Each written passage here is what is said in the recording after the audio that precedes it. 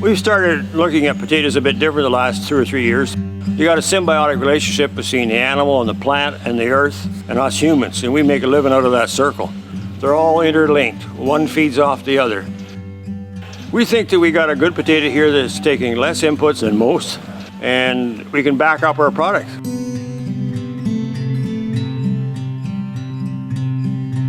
We always had the idea that we got pretty good soil and we've got enough manure from our animals that we can have a good relationship with the two of them. And it's taken millions of years to build the topsoil structure in this country. We just have to try and maintain it. And to do that, you have to replenish some of the organic matter, and there's nothing better than good old-fashioned cow manure or sheep manure. The lambs produce a lot of manure. We use straw, we use dry manure. We break down the straw and pellets from the sheep.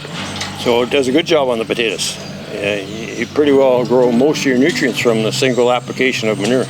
There's way more here than we use on a potato crop, so it gets on to other crops as well. We have a solar farm that we had a joint venture with, and we turned it into a sheep pasture.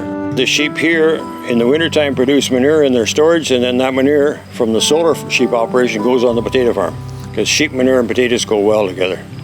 We grow grass, feed the cows, produce milk, and the manure byproduct goes on for producing potatoes.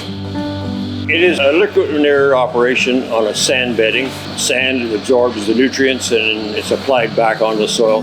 The actual manual labor is somewhat less.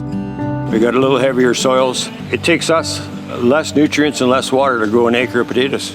We don't irrigate. You need to maintain that organic structure because that holds water. It's like a sponge, and you got to keep that sponge open, and then the plant takes it back. And you need to have a good soil structure so the roots can get down there. And that all comes through proper tillage and manure handling. We grow a crop rotation. So 1 year in 4 years, we grow potatoes. So the other 3 years, we grow other crops, wheat, soybeans, corn, or we do a rye, canola, oats, or we grow alfalfa. With our potato crops, we find it really works well to grow 1 or 4 because of the disease factor too. So we lessen disease risk, we improve soil structure, and the honest potato comes from that place.